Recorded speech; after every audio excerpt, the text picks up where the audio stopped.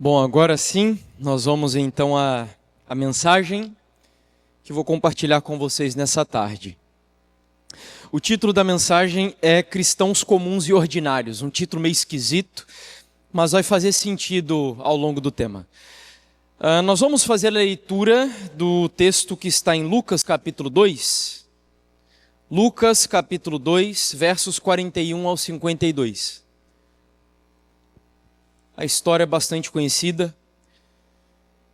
Lucas capítulo 2, versículos 41 até o 52. Vamos fazer uma oração antes de lermos. Querido Deus, nós já abrimos a Tua palavra. Esse livro é feito de tinta e de papel, Senhor, mas nós acreditamos que esse livro é um livro incomum. Porque apesar de ter sido escrito por homens, ele foi inspirado pelo Senhor, de tal maneira que quando nós abrimos esse livro, nós cremos que ali está a palavra de um Deus Todo-Poderoso. E eu sei que os meus pecados podem atrapalhar a comunicação da Tua palavra. Por isso eu quero pedir ao Senhor que aqui atrás desse lugar, dessa tribuna, desse púlpito, que a minha vida esteja escondida espiritualmente, atrás da rocha da eternidade que é Jesus Cristo. De tal maneira, Senhor, que apesar dos Teus filhos ouvirem a minha voz, eu oro para que as palavras sejam as palavras do Senhor. Que o Senhor ministre aos nossos corações e nos ajude mais uma vez a entender um pouquinho mais sobre o que o Senhor espera com respeito ao nosso chamado, à nossa vida, aos ministérios do Senhor para cada um de nós. Que o Senhor nos instrua, nos ensine, nos transforme, em nome de Jesus. Amém, Senhor. Então Lucas capítulo 2, versos 41 ao 52 dizem assim: Todos os anos os pais de Jesus iam a Jerusalém para a festa da Páscoa. Quando Jesus completou 12 anos, foram à festa como de costume. Terminada a celebração, partiram de volta para Nazaré, mas Jesus ficou para trás em Jerusalém sem que os seus pais notassem sua falta. Pensaram que ele estivesse entre os demais viajantes, mas depois de caminharem um dia inteiro, começaram a procurá-lo entre os parentes e amigos. Como não o encontravam, voltaram a Jerusalém para procurá-lo. Por fim, depois de 3 dias, acharam Jesus no templo, sentado entre os mestres da lei, ouvindo-os e fazendo perguntas. Todos que o ouviam se admiravam de seu entendimento e de suas respostas. Quando viram, seus pais ficaram perplexos. Sua mãe lhe disse: Filho, por que você fez isso conosco? Seu pai e eu estávamos aflitos, procurando você por toda parte. Mas, por que me procuravam? Perguntou ele. Não sabiam que eu devia estar na casa de meu pai? Não entenderam, porém, o que ele quis dizer. Então voltou com os pais para Nazaré e lhes era obediente. Sua mãe guardava todas essas coisas no coração. Jesus crescia em sabedoria, em estatura e no favor de Deus e das pessoas. Bom, nós sabemos que os judeus, na idade dos 12 anos, eles consideravam como um momento, uma fase importante da vida. Eu costumo comparar com a fase da debutação de uma jovem que hoje, na nossa cultura, atinge os seus 15 anos de idade. Então, na visão deles, era a maturidade de uma criança, de uma pessoa. A partir desse momento, eles consideravam o pequeno judeu como um filho da lei e um legítimo filho de Deus. E desde então, ele tinha a oportunidade de receber algumas instruções especiais na área da teologia, da espiritualidade, as cerimônias do templo, os rituais dos judeus, incluindo as festas religiosas. Nós sabemos que dentro do calendário judaico havia 7 festas, divididas em 3 períodos anuais: a festa da Páscoa, Pentecostes e a festa dos tabernáculos. E sem dúvidas a da Páscoa era a mais concorrida de todas, onde pessoas e judeus de todos os lados iam a Jerusalém. Algo mais parecido com isso, que eu acredito, foi uma experiência que eu tive no interior do Espírito Santo, quando eu fui fazer uma semana jovem na cidade de Jacarandá. Era uma igreja até grande, bem cheia, mas a cidade pequena.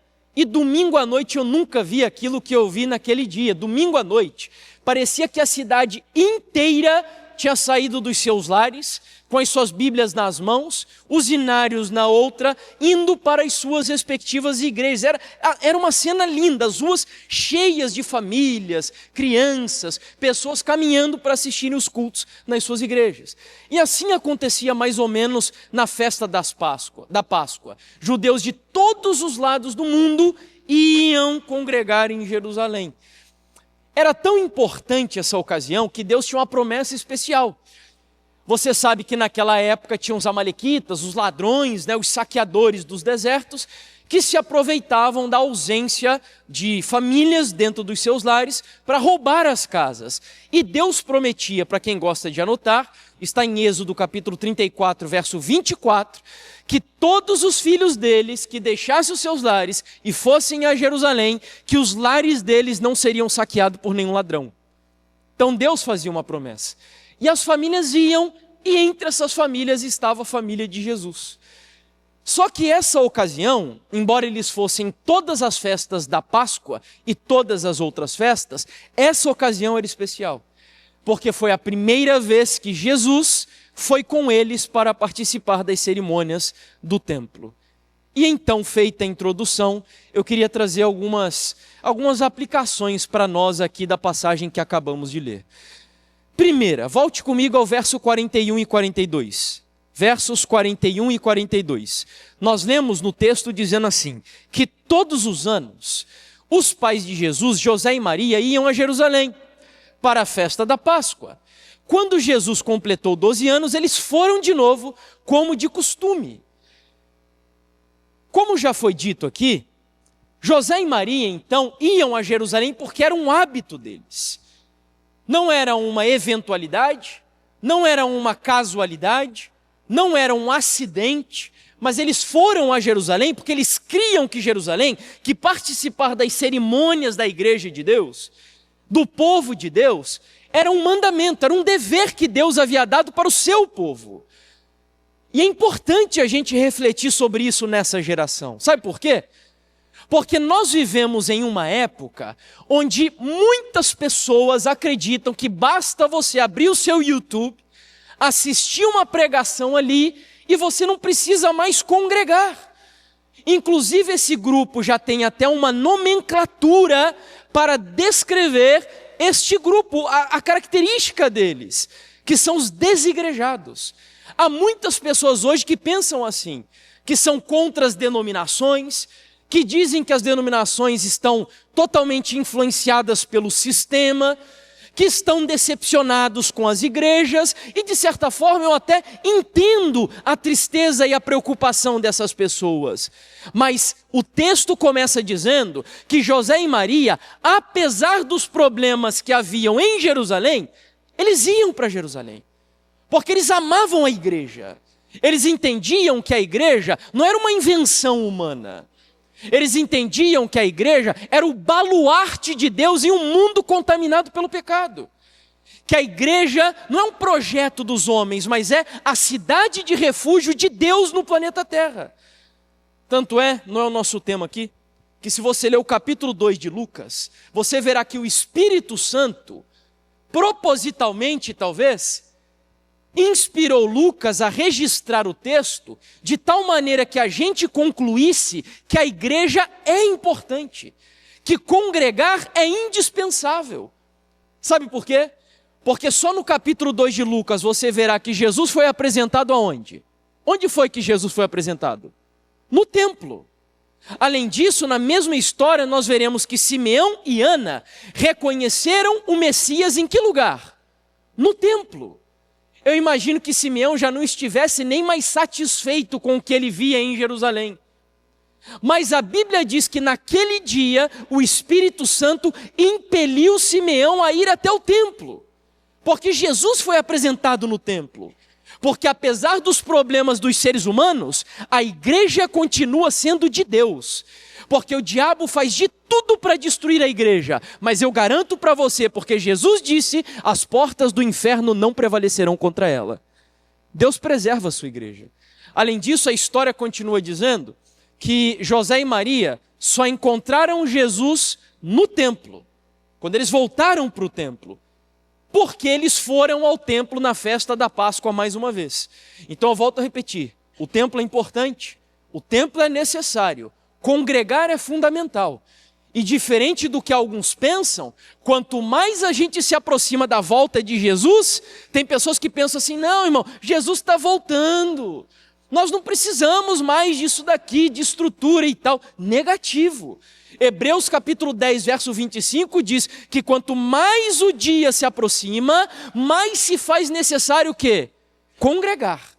Porque isso é uma ordem de Deus, é um mandamento de Deus. Eu sei que vai chegar um dia quando o decreto sair, que seguramente nós vamos perder a estrutura toda da igreja. Porque será impossível manter a estrutura administrativa. Mas as profecias dizem que até o final da história, Deus manterá a sua igreja organizada. Até o final da história. Esse não é o nosso tema. Mas é preciso fazer uma introdução para nós entendermos o que vem aqui na sequência agora. Então, em primeiro lugar, a primeira lição que nós extraímos aqui do texto, eu resumo da seguinte maneira.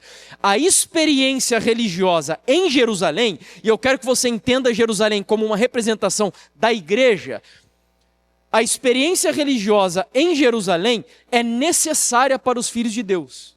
É necessária. Mas agora vamos à segunda aplicação do texto. Vá comigo para o versículo 43. Abra aí comigo. E aqui agora a gente entra no tema de fato. Lucas capítulo 2, verso 43 diz assim: terminada a celebração, partiram de volta para Nazaré, mas Jesus ficou para trás, em Jerusalém, sem que os seus pais notassem a sua falta. Agora presta atenção na segunda aplicação do texto. A experiência religiosa em Jerusalém, ou no templo, não é suficiente para os filhos de Deus. Você entendeu? A primeira aplicação foi, a experiência religiosa em Jerusalém é necessária. Mas a segunda aplicação diz que ela não é suficiente para os filhos de Deus. E agora eu quero que você olhe para Nazaré como um exemplo da vida comum, da vida ordinária, da vida corriqueira, do nosso dia a dia. Porque José e Maria foram para Jerusalém, e a experiência em Jerusalém foi maravilhosa, foi impressionante, foi extraordinária, só que eles ficaram tão encantados com a experiência de Jerusalém, que ao voltarem para Nazaré, eles esqueceram o Senhor da vida deles. Sabe por quê? Porque muitas vezes nós estamos adorando a experiência ao invés do Senhor da experiência. E eu quero dizer para você que Jerusalém é legal, Jerusalém é fundamental, Jerusalém é espetacular, só que Jerusalém não é tudo para a vida de um filho de Deus. Se você vai para Jerusalém, encontra Jesus em Jerusalém, mas ao voltar para Nazaré você esquece Jesus em Jerusalém, a sua experiência em Jerusalém não valeu absolutamente nada. E por onde eu tenho passado, eu tenho dito que semana de oração não muda a vida de ninguém, congresso não muda a vida de ninguém, Campori não muda a vida de ninguém, com eventos, e enfim, nada disso muda a vida das pessoas. É importante, sim ou não? Sim, são importantes, tem o seu devido lugar. Mas o que muda a sua vida de fato é você captar a sua experiência de Jerusalém e levá-la com você para Nazaré. Senão, a sua experiência de Jerusalém não adiantará absolutamente nada. Então presta atenção, Jerusalém é um símbolo da igreja. Nazaré é o símbolo da sua vida comum, do seu dia a dia, onde você passa 99% da sua vida. Se nós dependemos de Jerusalém para desenvolver a nossa fé, o nosso relacionamento com Deus, nós estamos perdidos. Porque a nossa vida com Deus é passada 99% em Nazaré. E não por acaso, esse assunto ele se torna extremamente relevante, sabe por quê? Porque nós vivemos em uma geração viciada no espetáculo. Você vive na geração do extraordinário. Ontem eu fiz um pequeno preâmbulo aqui sobre o que a gente falaria hoje, mas a sua geração é a geração hipersensitiva, viciada nos sentidos. Nós estamos sempre em busca de uma experiência mais radical, espetacular, inovadora, extraordinária, e nós sempre esperamos que o acampamento jovem do ano que vem, o retiro espiritual de casais do mês seguinte, seja arrebatador, inigualável, radical. Essas são palavras que ativam a nossa necessidade de estímulos. Essa é a sua geração. A geração viciada no extraordinário. Mas o meu tema aqui, relacionado à grande comissão de Jesus, eu estou aqui para falar com vocês sobre a vida ordinária. Porque a vida ordinária, ela é muito mais importante do que o extraordinário que pode acontecer na sua vida. Nós estamos hoje sempre sendo estimulados a buscar o extraordinário. Mas aqui, o Michael Horton, por exemplo, não está passando aqui, puderem me ajudar por gentileza? Aí, ok, agora sim. Esse foi o livro que mudou muito a minha cabeça a respeito do nosso relacionamento com Deus e de missão, inclusive, nos últimos anos. O título do livro é Simplesmente Crente, por uma Vida Cristã Comum. E o autor do livro diz o seguinte, aqui na página 268. Até mesmo as disciplinas ordinárias de devocionais em família parecem estar desaparecendo. Durante séculos, os crentes eram criados com oração, cânticos, instrução e leitura da Bíblia em família toda manhã e à noite. Os reformadores e os seus herdeiros espirituais não somente escreveram catecismos com este propósito, como também livros com leituras diárias, orações e hinos. Sabiam eles que por mais central que fosse o ministério público, o extraordinário, ele era desempenhado semanalmente e precisava ser suplementado e apoiado por hábitos diários. E ele conclui, se os grandes momentos de nossa vida cristã são produzidos pelos grandes movimentos no mundo evangélico, a igreja local ordinária, que é a igreja da sua casa, parecerá bastante irrelevante. O que o Michael Horton aqui está dizendo é, cuidado para não deixar que Jerusalém ocupe o lugar da Nazaré na sua vida. Jerusalém é importante, o templo é importante, mas sabe o que tem acontecido muitas vezes? Nós estamos adorando ao templo ao invés de adorar ao Senhor do templo. E a gente olha para o templo como os discípulos e a gente acha, vai dizer que toda a estrutura que nós temos hoje não é fenomenal. Temos hospitais, temos colégios, temos internatos, temos TV, temos casas publicadoras, e a gente olha para isso tudo às vezes e uau, nós somos o povo de Deus. Mas o que essa mensagem vem ressaltar é que aquilo que é mais importante para Deus, volto a repetir, não é o que acontece em Jerusalém. E, inclusive, nós temos vícios do nosso meio, onde, por exemplo, pessoas dizem assim, o irmão Jefferson trabalha para Deus em tempo integral. Já ouviram esse tipo de expressão? O pastor X trabalha para Deus em tempo integral. Mas como que é isso? Quem disse para você que, por exemplo, eu conversava com o Rubens, e o Rubens disse para mim que ele é marceneiro. E quem disse para nós que o Rubens, sendo marceneiro, não trabalha para Deus em tempo integral? Quem foi que disse para nós que quem, por exemplo, é um professor, um médico, um psicólogo, um advogado, um cozinheiro, uma costureira, não trabalha para Deus em tempo integral? Esse assunto ele nos ajuda a repensar um pouquinho sobre uma falsa dicotomia que nós criamos na vida entre o sagrado e o secular. E nós estamos tirando Deus da vida comum, da vida corriqueira. Sabe o que está acontecendo no mundo que você vive?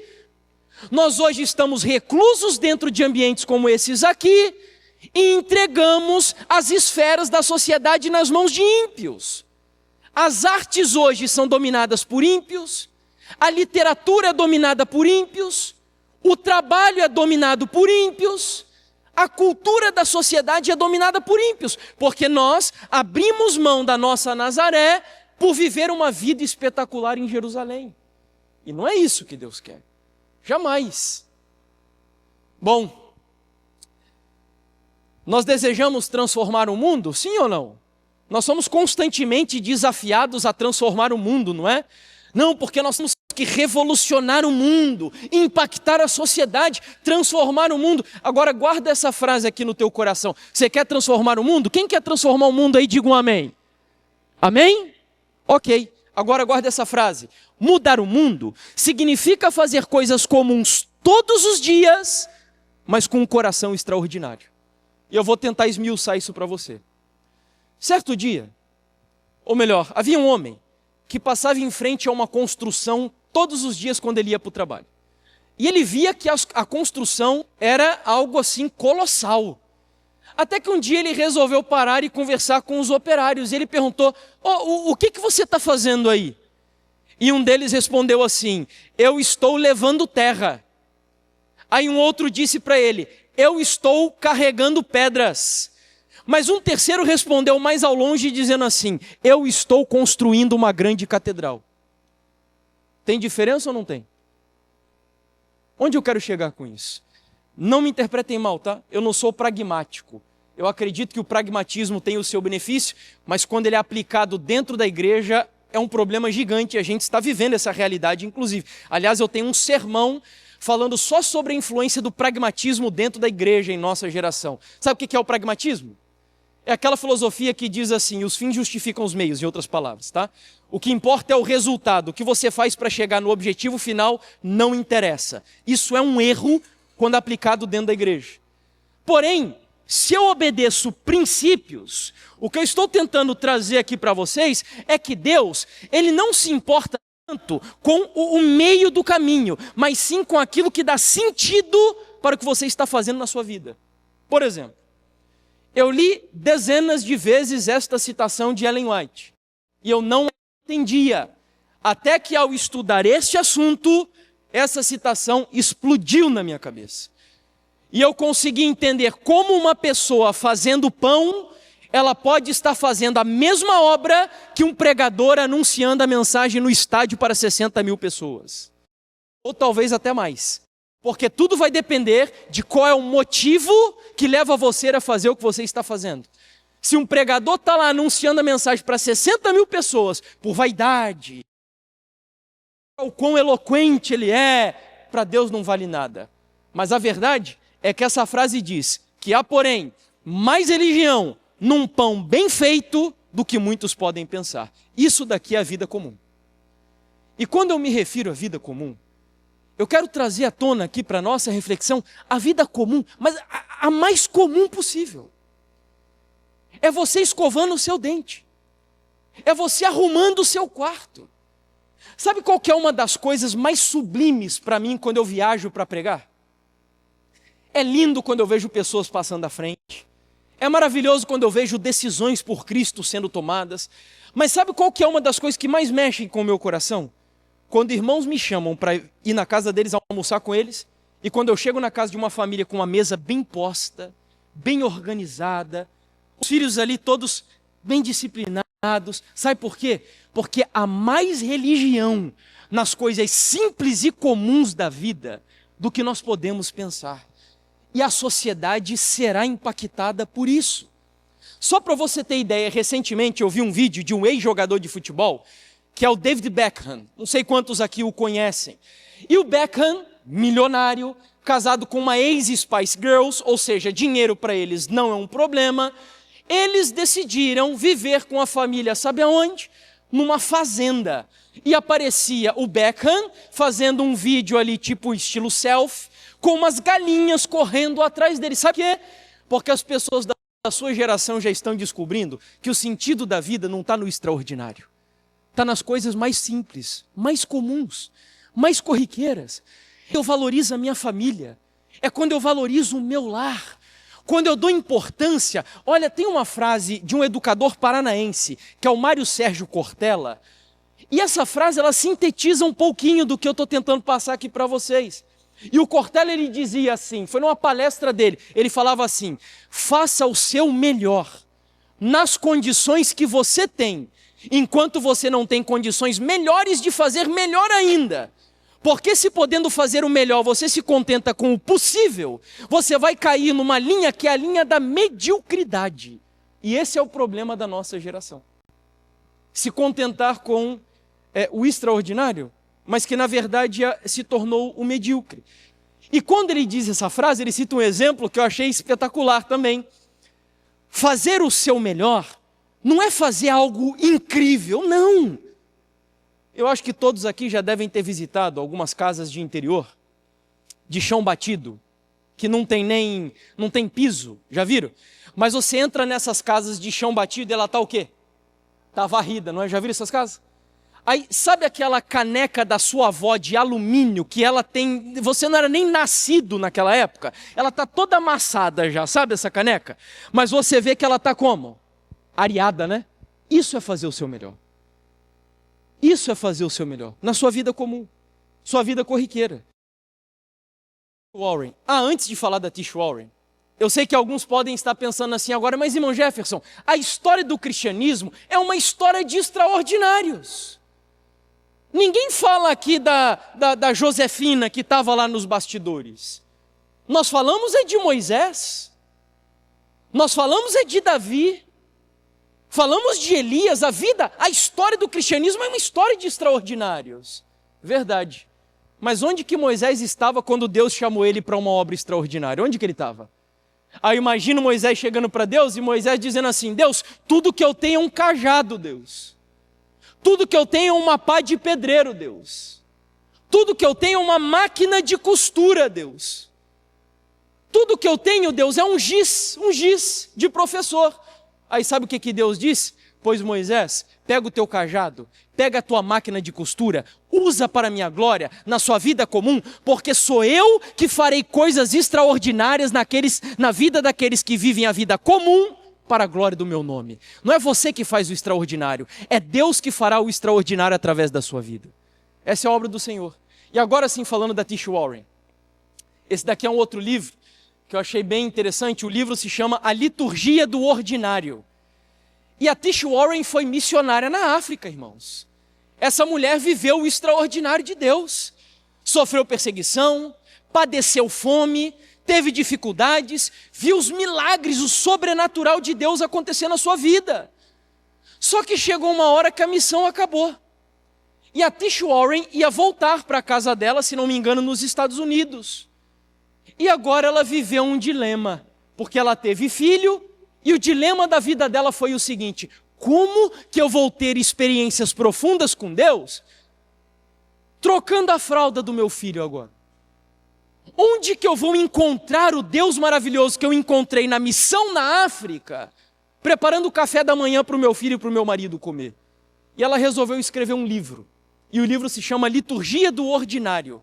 E a Tish Warren diz aí, num trecho do livro, o seguinte: nós fazíamos parte de um movimento cristão de jovens que nos estimulava a viver corajosa e significativamente, fazendo discípulos, que batizava esse ímpeto de mudar o mundo com a forma de realmente seguir a Jesus. Éramos desafiados a impactar e servir o mundo de maneiras radicais, mas nunca aprendemos a ser pessoas comuns, que vivessem a vida corriqueira de maneira bela. Agora, olha essa frase e deixa essa frase entrar no teu coração, o finalzinho dela. Uma conhecida casa de uma comunidade do novo monasticismo tinha uma famosa placa na parede que dizia: todo mundo quer revolução, mas ninguém quer lavar a louça. Você entendeu? Hoje todo mundo quer, não, porque eu acho essas frases extremamente complicadas. Nós somos a geração que vamos impactar o mundo. Nós somos a geração que... Ok, mas calma lá. E a vida comum? E o passageiro? O Jordan Peterson, que é um psicólogo canadense, tem um livro que ele escreveu, que é um best-seller chamado 12 Regras para a Vida. E na 6ª regra do livro, ele diz assim: jovens que querem transformar o mundo ainda não aprenderam a arrumar o seu próprio quarto antes de sair de casa, mas querem mudar o mundo. Querem mudar o mundo. Então essa mensagem é uma mensagem que volta a valorizar o corriqueiro, o passageiro. Há beleza nisso tudo, igreja. Há encanto nisso tudo, na vida comum. E a sociedade precisa redescobrir isso. Os seus vizinhos entrarem lá na sua casa e ver que ali tem uma família Diferente. Irmãos, sabe o que tem mais me entristecido? Nós estamos vivendo hoje num mundo onde famílias estão sendo destruídas pelo diabo. Todos os dias, todos os dias. Mas o que mais me entristece é ver que a minha igreja adventista do sétimo dia, os índices de divórcio, os índices de adultério, os índices de violência doméstica, são os mesmos índices praticamente do mundo lá fora. Ou seja, Deus nos chamou para ser a solução do mundo, só que nós estamos nos tornando o problema do mundo. Justamente porque perdemos a atenção a Nazaré. Nós estamos vindo para Jerusalém, encontrando Jesus aqui, ficando maravilhado com ele aqui, mas cadê o Jesus da tua Nazaré? Nós estamos deixando ele aqui dentro. Olha o que o apóstolo Paulo, olha que interessante isso. Paulo passou pela igreja de Tessalônica e ele pregou a segunda vinda de Jesus. Só que um grupo de cristãos extremistas, quando Paulo pregou sobre a vinda de Jesus, achava que eles não precisavam mais trabalhar. Pararam de trabalhar. E aí Paulo escreveu uma segunda carta repreendendo a eles. Esse povo tinha parado de trabalhar para viver à custa dos outros. Aí Paulo escreve uma segunda carta repreendendo os tessalonicenses, e olha que conselhos belos, pastorais. Valorizando a vida comum, Paulo diz assim, ó: e se empenhem por viver tranquilamente, cuidar do que é de vocês e trabalhar com as próprias mãos como ordenamos, para que vocês vivam com dignidade à vista dos de fora e não venham a precisar de nada. Paulo está aqui valorizando a beleza que há na vida comum. Trabalhe. Em outras palavras, faça da sua vocação a missão da sua vida. Consagre a sua vocação nas mãos de Deus. Esse é o ministério para o qual Deus o chamou. Fazer da sua vocação a sua missão. Primeira aplicação do texto. Nós já falamos aqui, a experiência religiosa em Jerusalém é necessária para os filhos de Deus. A segunda aplicação, a experiência religiosa em Jerusalém não é suficiente para os filhos de Deus. A terceira e última aplicação diz assim: a experiência religiosa em Jerusalém, ou no templo, precisa ser levada para Nazaré. E aqui a gente vai finalizar, vá comigo para o versículo 45. Verso 45. Diz assim o texto. Lucas 2, verso 45. Como não encontraram Jesus, voltaram para Jerusalém para procurá-lo. Por fim, depois de 3 dias, acharam Jesus no templo, sentado entre os mestres da lei, ouvindo-os e fazendo perguntas. Pequeno parênteses aqui. Onde foi que José e Maria reencontraram a Jesus Cristo? Em que lugar? Em que lugar? No templo, em Jerusalém. Então volto a repetir o que eu disse no começo dessa mensagem. Toda igreja que tenha compromisso com a palavra de Deus, você pode entrar pelas portas dessa igreja e você encontrará Jesus Cristo dentro dessa igreja. É por isso que eu acredito na igreja adventista do sétimo dia. A igreja pode ser imperfeita, como eu já falei, mas a teologia dela é perfeita. Eu creio na teologia dessa igreja. Eu creio na mensagem dessa igreja. Eu creio no compromisso dela com a Bíblia, com a palavra de Deus. Então você encontrará Jesus dentro dela.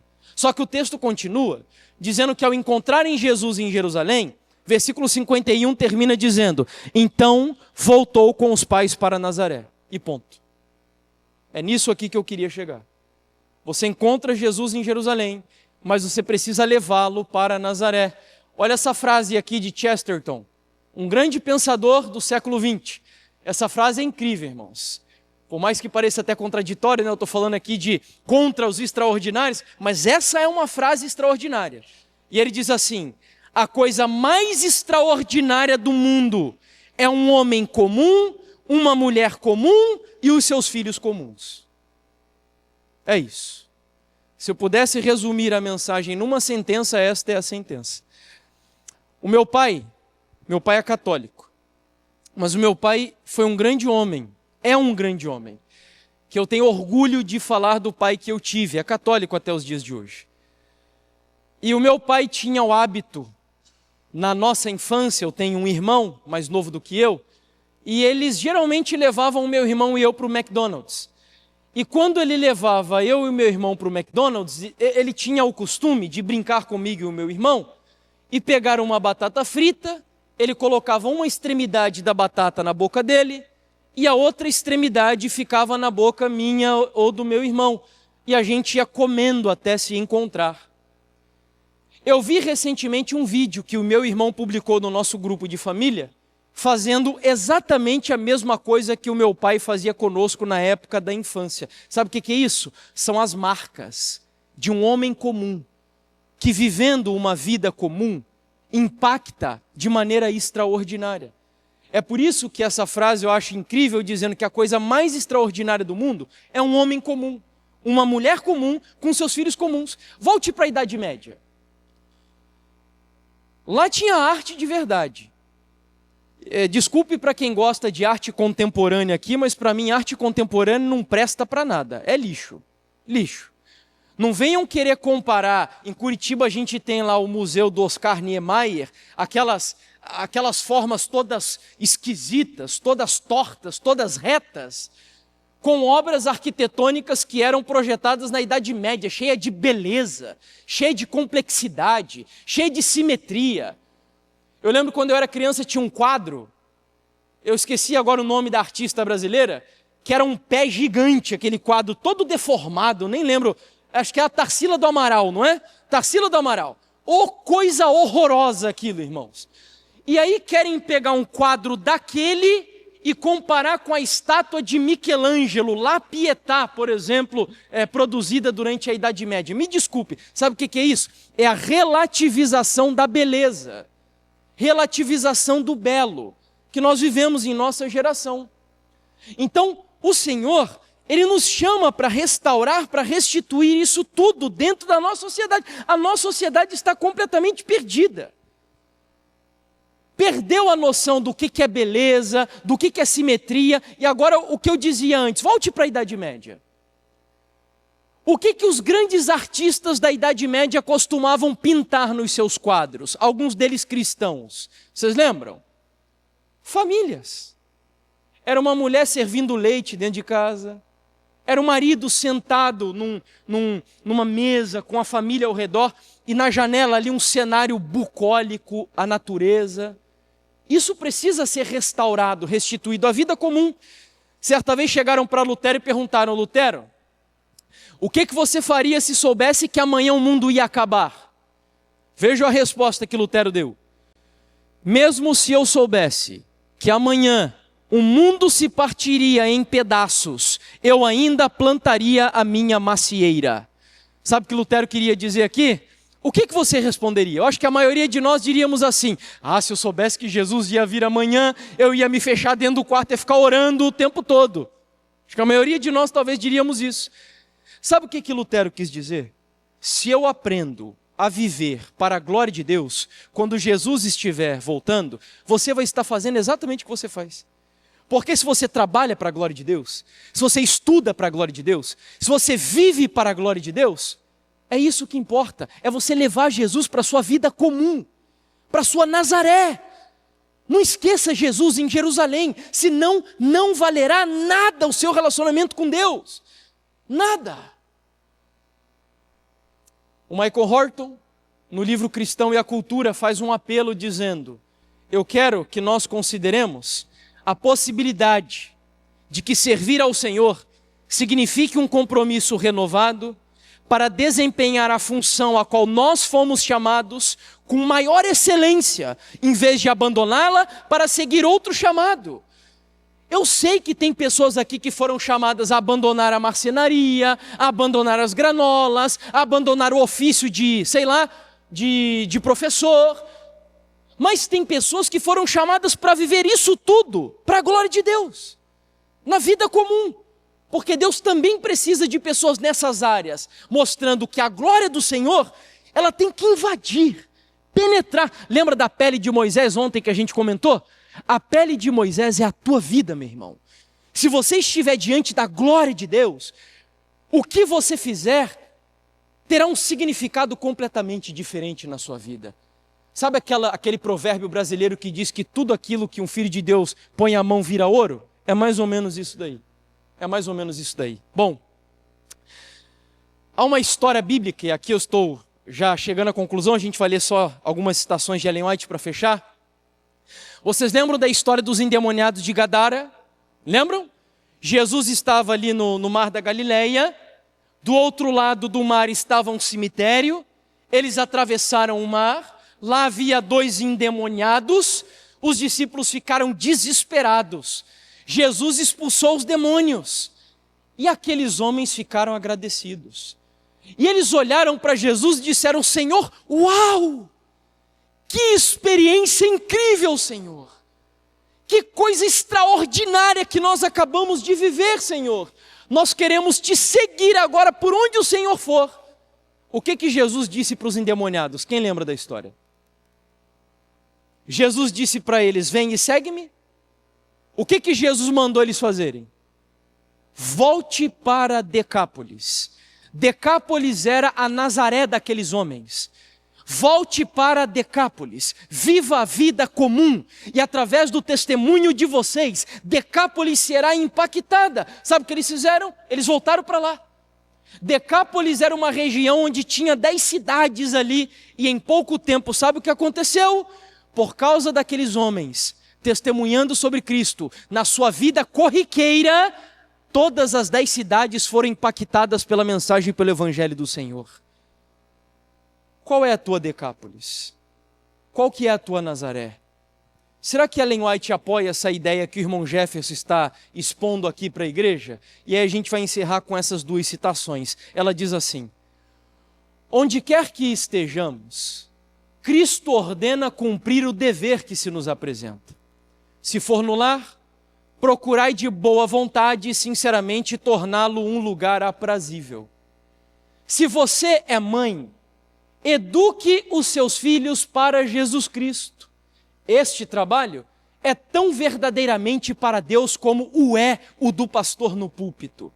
Se a sua ocupação é na cozinha, procurai ser uma cozinheira perfeita.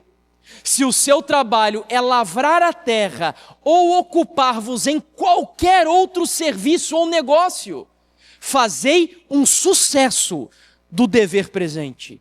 Aplicai a mente no que você está fazendo, representai a Jesus Cristo em toda a sua obra, fazei como Ele faria se estivesse no seu lugar.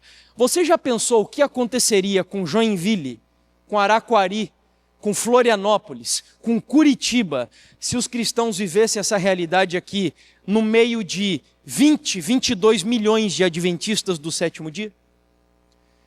Se a gente parasse de esperar o nosso vício por extraordinários, por camporis, semanas de oração, eventos magníficos, e a gente trouxesse Jesus para a nossa vida comum, meus amigos, as nossas vizinhanças não seriam mais as mesmas.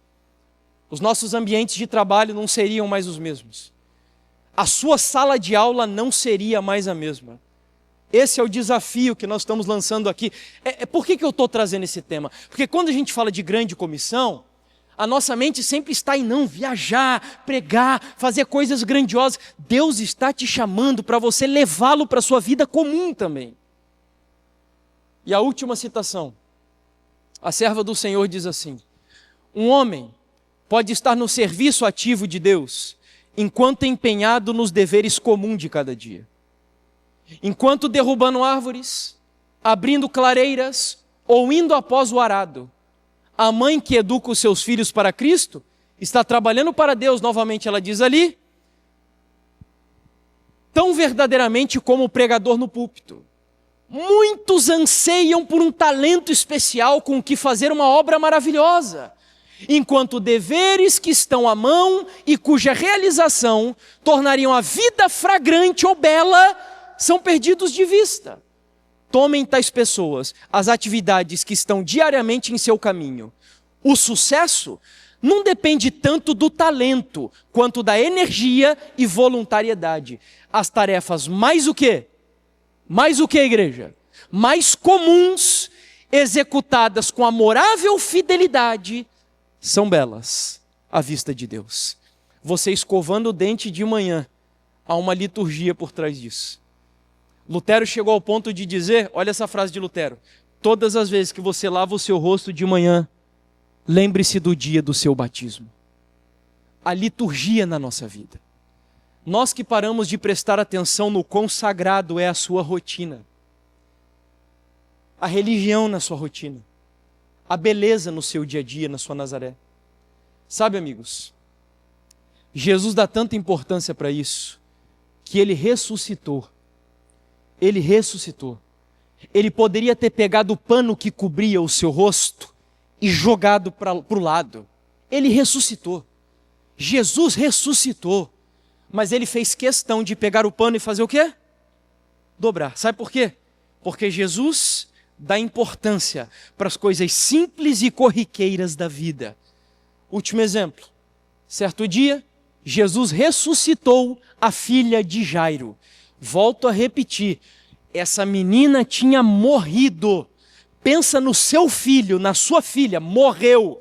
Você chama Jesus, ressuscita. Eu imagino que eu ficaria em festa, já esqueceria de tudo. Jesus olha para aquela menina, olha para a família ao redor, e ele diz para a família fazer o quê? Dá-lhe de comer. Porque Jesus está preocupado com a rotina, com a vida corriqueira. Jesus vê beleza na vida comum, encanto na vida comum. O meu desafio para você aqui hoje é que a sua experiência em Jerusalém, de alguma forma, sirva para moldar a sua vida em Nazaré. Porque do contrário, você estará adorando a experiência e não o Senhor da experiência. Sabe quem te trouxe para Jerusalém? Sabe quem te trouxe para Jerusalém? Foi Jesus. Só que esse mesmo Jesus que te trouxe para Jerusalém, ele quer que você agora pegue na mão dele e o leve contigo de volta para Nazaré. Amanhã isso daqui vai acabar. Isso daqui é uma bolha. A vida real não é isso daqui. Isso é uma bolha. Amanhã você vai voltar para sua casa. E o grande desafio é, você vai levar a sua experiência daqui para a sua Nazaré? A sua Nazaré será transformada? Eu espero que sim. E eu espero que a sua vida corriqueira passe a ganhar um novo significado. E como eu disse ao longo dessa mensagem, que a sua vida comum seja transformada a ponto de Deus fazer coisas extraordinárias na sua vida e através da sua vida para a honra e glória do Senhor. Amém? Oro ou tem alguma mensagem musical, pessoal da organização? Orar? Então feche os olhos e vamos orar.